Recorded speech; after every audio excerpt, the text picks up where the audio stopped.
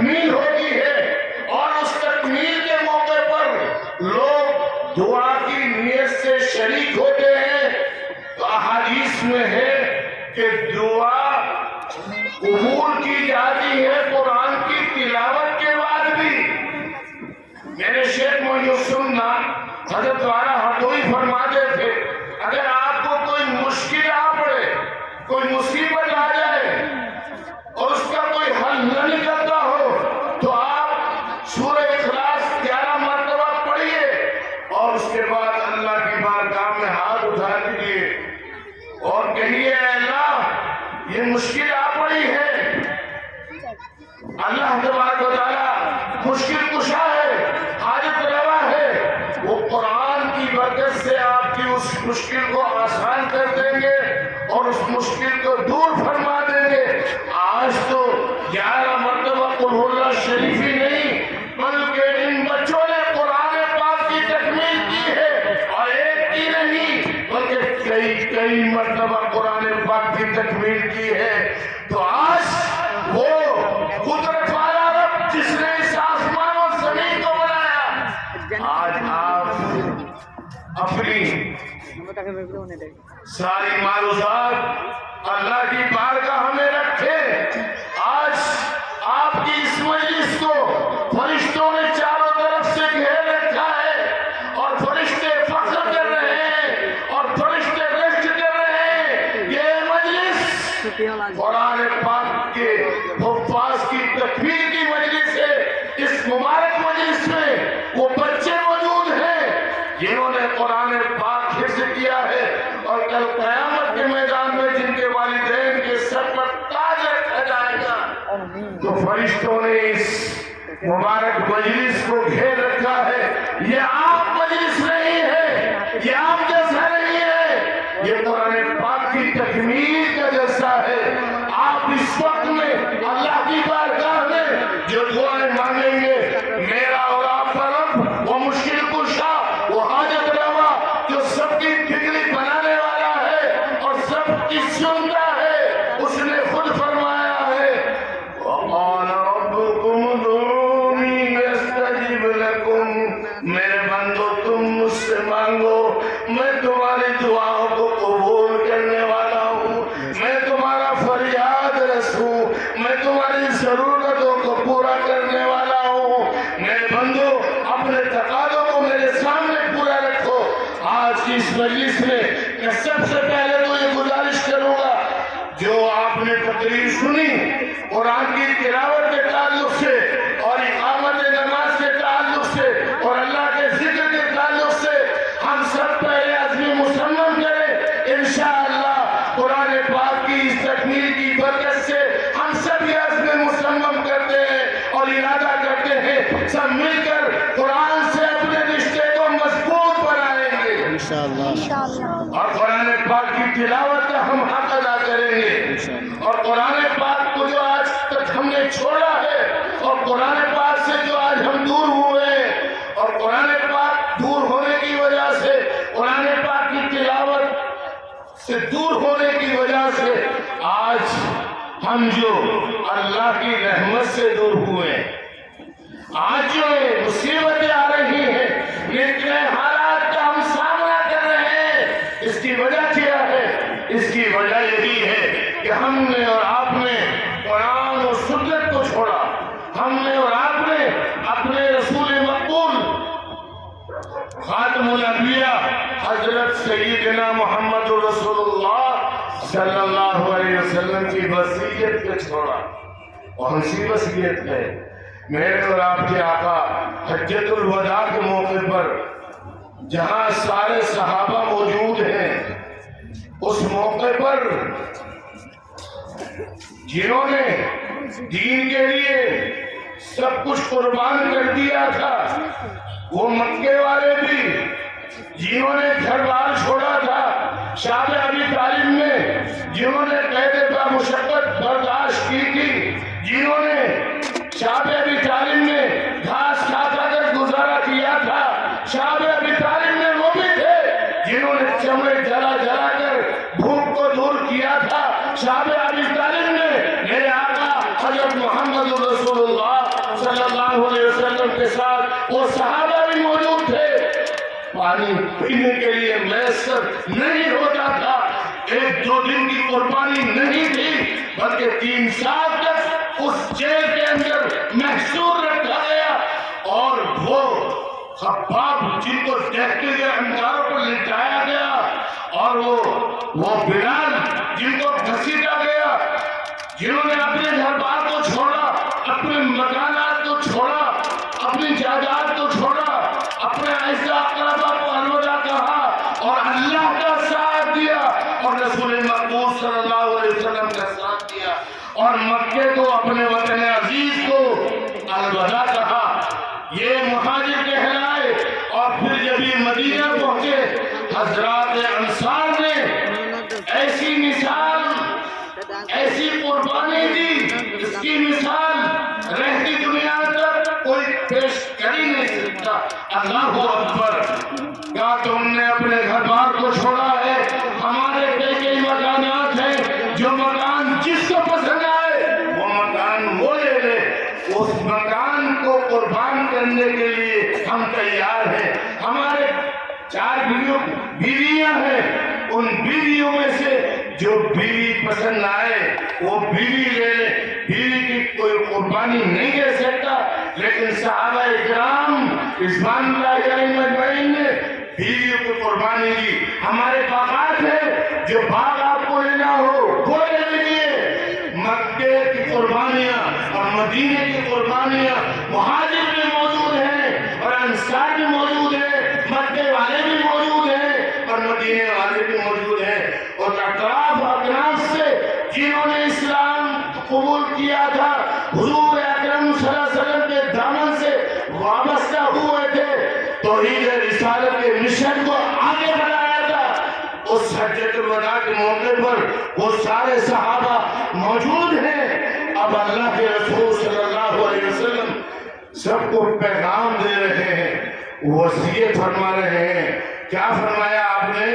اس مبارک وہ دنیا کا سب سے بڑا مجمع اور سب سے عظیم مجمع، عظیم الشان مجمع، اللہ کے رسول سے بڑھ کر، صحابہ سے بڑھ کر اور کون سے مجمع ہو سکتا ہے؟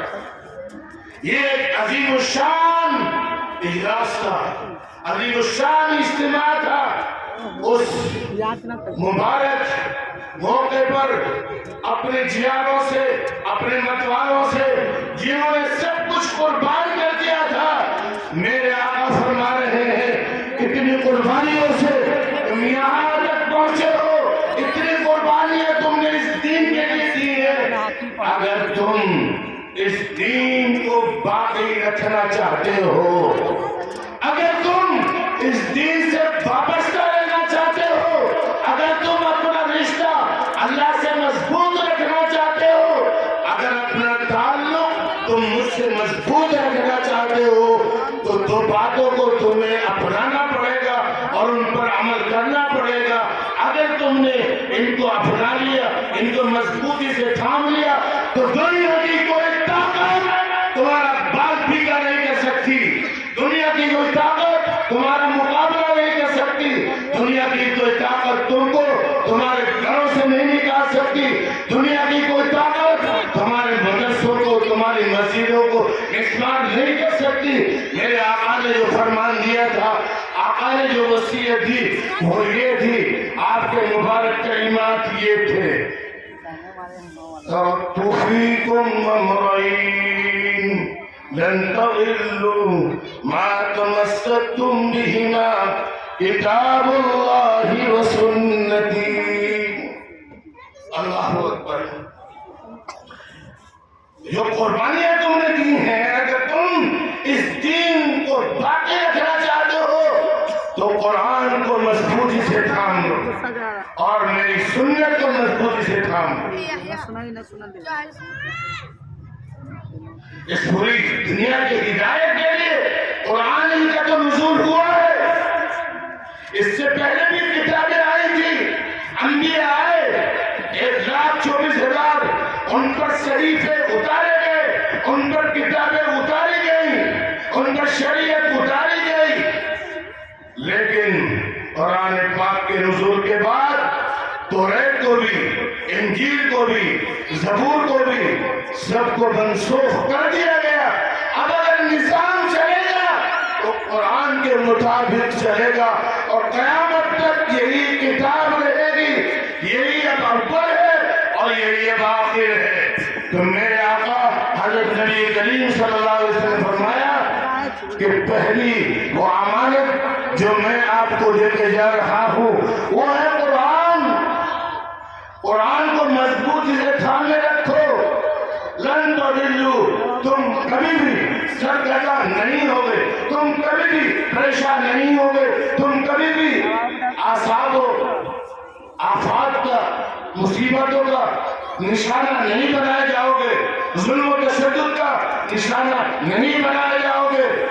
और अगर तुमने इनको छोड़ दिया तो फिर गाजर और मूली की तरह से काटे जाओगे। तुम्हारा कोई पुरसाने हाल ना होगा, तुम्हारा कोई मददगार ना होगा।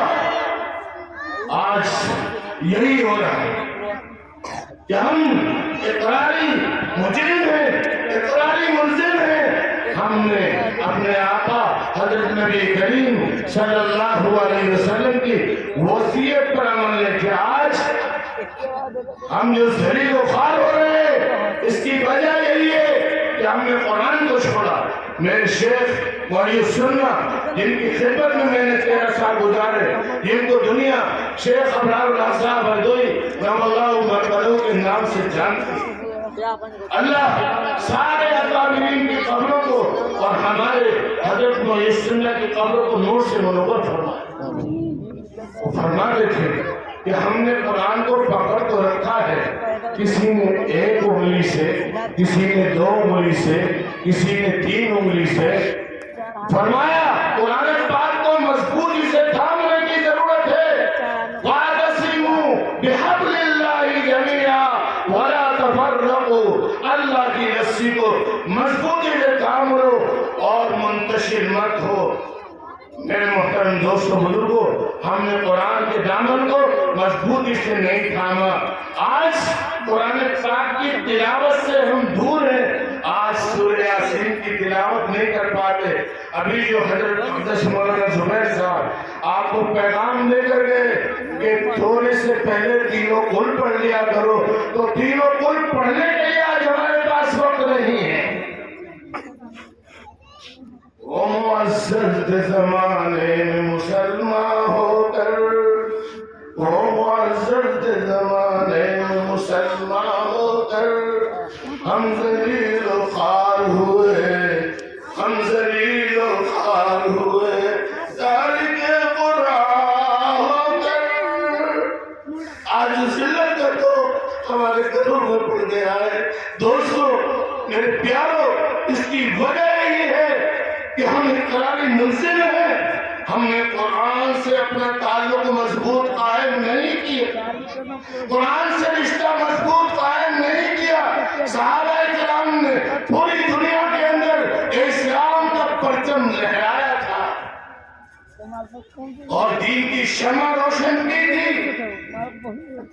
फरमाया सहाबा ने, इसी कुरान की वजह से अल्लाह ने हमें इज्जत दी, अल्लाह ने हमें सरबुलंदी दी, अल्लाह ने हमें हुक्मरानी अता फरमाई। सहाबा ने फरमाया, और आज हम ज़लील हो रहे हैं, ख़ार हो रहे हैं, रुसवा हो रहे हैं कुरान को छोड़ने की वजह से, कुरान को छोड़ने की वजह से। हज़रत क़ारी सैयद सिद्दीक़ साहब बहुत बड़े वलील्लाह गुजरे हैं, बड़े आरिफ थे, सबके मकबूल, सब जहां मकबूल, सबके महबूब थे। वो फरमाते थे, खुदा शाहिद है कि सारे जहां पर हुक्मरान हम होते। खुदा शाहिद है कि सारे जहां पर हुक्मरान हम होते। रसूल पाक की सुन्नत अगर अपना चलन होता, यानी कुरान को भी छोड़ा और रसूल पाक सल्लल्लाहु अलैहि वसल्लम की सुन्नत को भी छोड़ा। और खुदा शाहिद है कि जिसने इस कुरान पर अमल करने वालों को पूरी दुनिया में सरबुलंद फरमाया था, हुक्मरान फरमाया था। मेरे दोस्तों میں اپنا جگر کلیجہ نکال کر تمہارے سامنے رکھ دیتا، لیکن وقت میں اتنی گنجائش نہیں ہے کہ میں تفصیلی بیان کروں۔ میں آپ کو یہ سمجھانے کی کوشش کر رہا ہوں، آج جو ان بچوں نے قرآن پاک پورا کیا، ہم اور آپ بھی نیت کر لیں کہ ہم بھی قرآن پاک حفظ کریں گے، انشاءاللہ۔ بڑے اکثر کہا شریف والوں، ہم سب انشاءاللہ قرآن حفظ کریں گے اور اللہ تبارک و تعالیٰ نے سب کے لیے آسان کیا ہے۔ قرآن میں فرمایا ہے وَلَقَدْ يَسَّرْنَا الْقُرْآنَ لِلذِّكْرِ فَهَلْ مِن مُّدَّكِرٍ، ہم نے آسان کر دیا ہے جی۔ اگر بوڑھا چاہے تو وہ بھی قرآن حفظ کر سکتا ہے، بچہ چاہے وہ بھی، جوان چاہے وہ بھی، کالا چاہے وہ بھی، گھوڑا چاہے وہ بھی، غلام چاہے وہ بھی، آقا چاہے وہ بھی، حاکم چاہے وہ بھی، محکوم چاہے وہ بھی، ہر ایک قرآن سے اپنا رشتہ مضبوط کر سکتا ہے اور قرآن کو حفظ کر سکتا ہے۔ بادشاہ سلامت ہو وہ بھی، اور کوئی اس کی رعایت سے کوئی اس کا من ہے تو وہ بھی قرآن حفظ کر سکتا ہے۔ صحابہ کرام نے یہ مثال پیش کر کے دکھا دی، وہ بڑی عمر والے تھے، ان کے بچے بھی تھے، انہوں نے قرآن حفظ کیا، بڑی عمر والوں نے قرآن حفظ کیا جی۔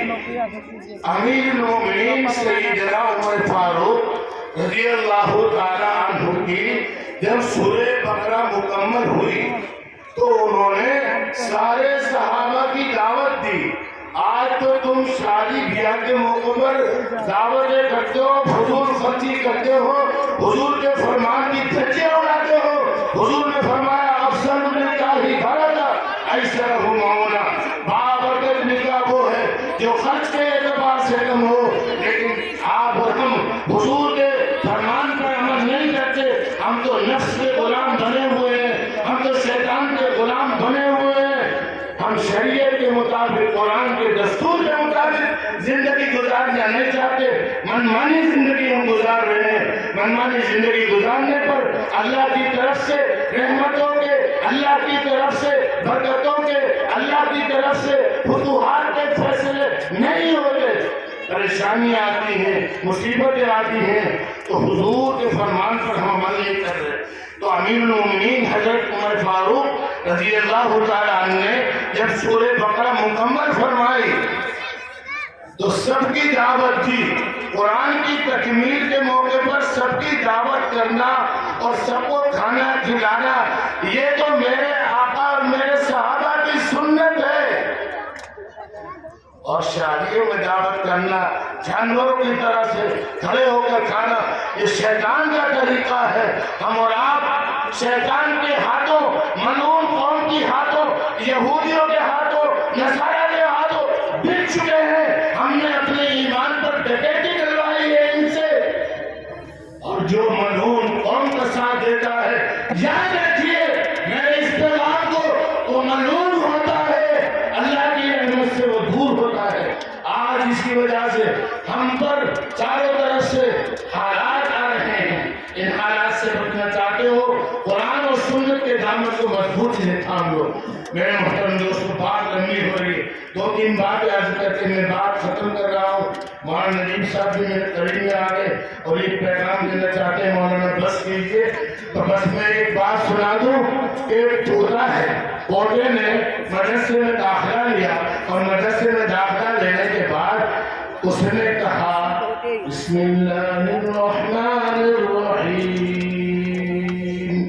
اللہ کی رحمت جوش میں آتی ہے۔ اللہ تعالیٰ فرماتے ہیں فرشتوں، اس کے پودے نے میرا نام لیا ہے، اس کا پودا میرا نام لیوا بن گیا، اس کے دادا کو قبر میں عذاب ہو رہا ہے۔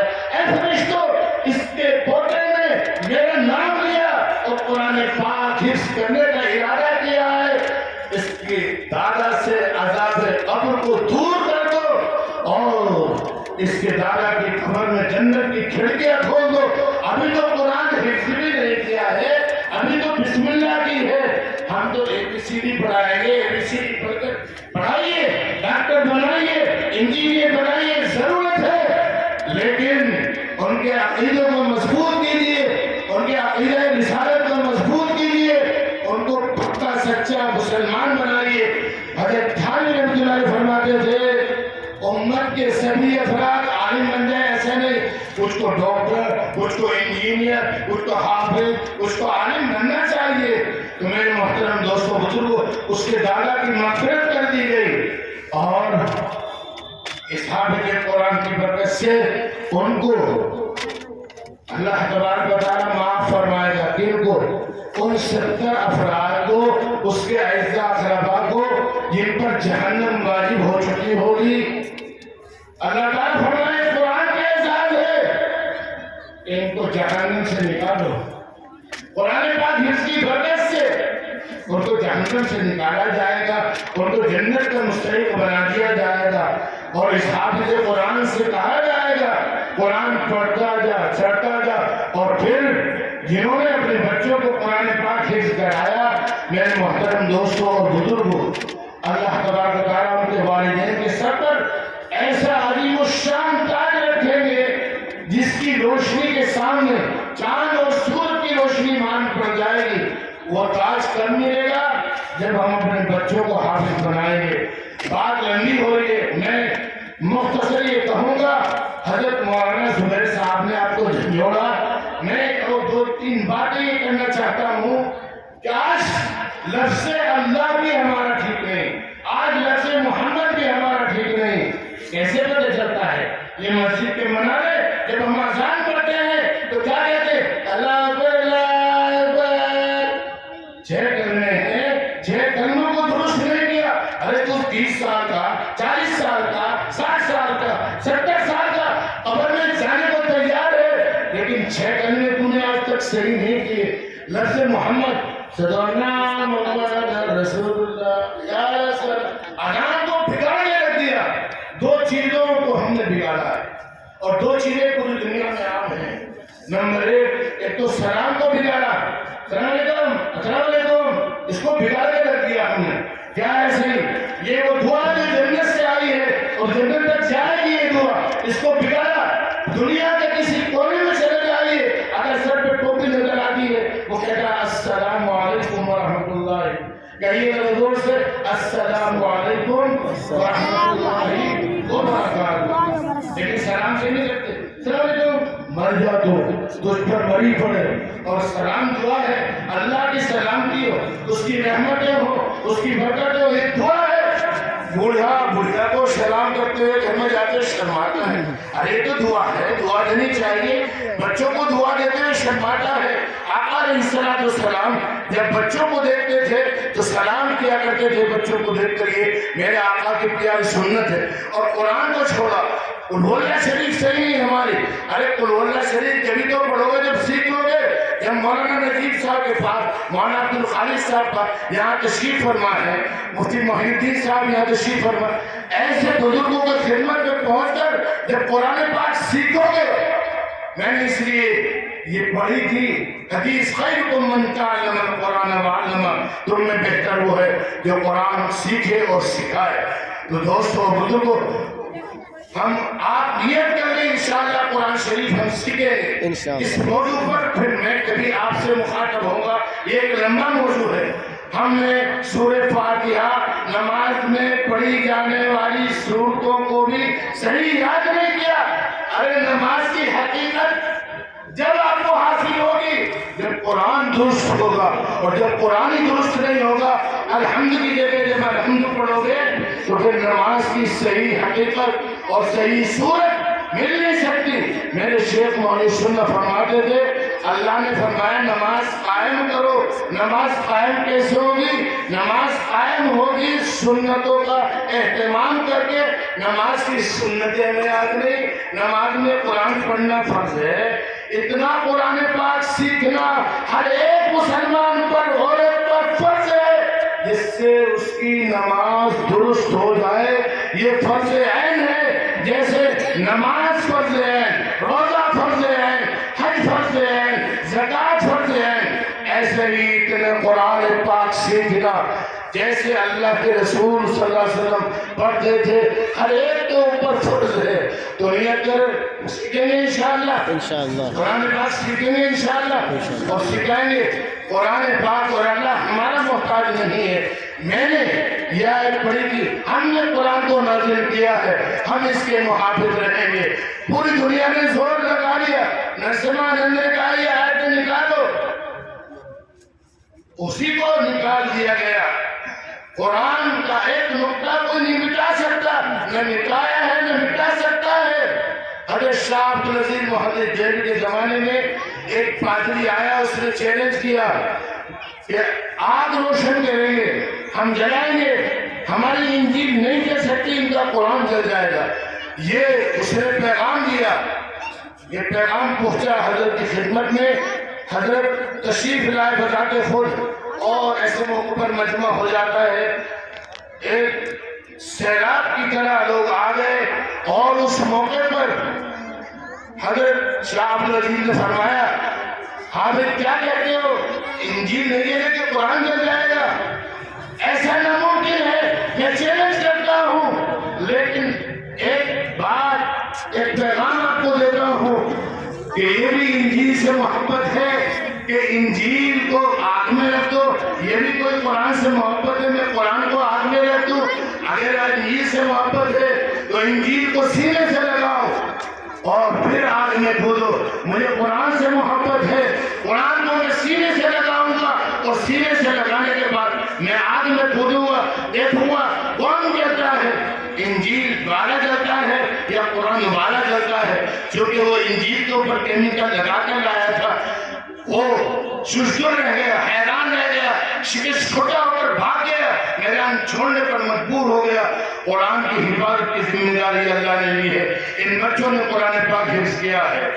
اس کے پہلے جب سمندر میں نظر آتش کیا تھا، چھوٹے چھوٹے بچوں نے الحمد سے لے کر بناس کا قرآن سنا دیا تھا۔ یہ لمبا موضوع ہے۔ اللہ مجھے اور آپ کو قرآن کی حفاظت کے لیے، اور جو حضور نے پیغام دیا، جو چیزیں چھوڑ کر جا رہا ہوں، قرآن اور سنت اس پر عمل کرنے کے لیے، اور جو میں نے آپ کو آگے پیغام دیا، قرآن سیکھیے اور نماز سیکھیے، جبھی آپ ان حالات سے بچ سکتے ہیں۔ اللہ مجھے اور آپ کو قرآن کی حفاظت کرنے کے لیے، اور اشاعت کے لیے، اور مدارس کی حفاظت کے لیے، مراکز دینیہ کی حفاظت کے لیے قبول فرمائے۔ اللہ ہمارا محتاج نہیں ہے، اللہ نے تو ابابیل سے اپنے بیت اللہ کی حفاظت کا کام لیا تھا۔ میرے محترم دوستو، ہم یہ کریں انشاءاللہ ہر طرح کی جانی مالی قربانی ان اداروں کی حفاظت کے لیے ہم پیش کریں گے، تن من دھن کی قربانیاں ہم دیں گے۔ وائے ناکامی متائے کارواں جاتا رہا، کارواں کے دل سے احساس ضیا جاتا رہا۔ ہائے اسلام تیرے چاہنے والے نہ رہے، جن کا تو چاند تھا افسوس وہ حال نہ رہے۔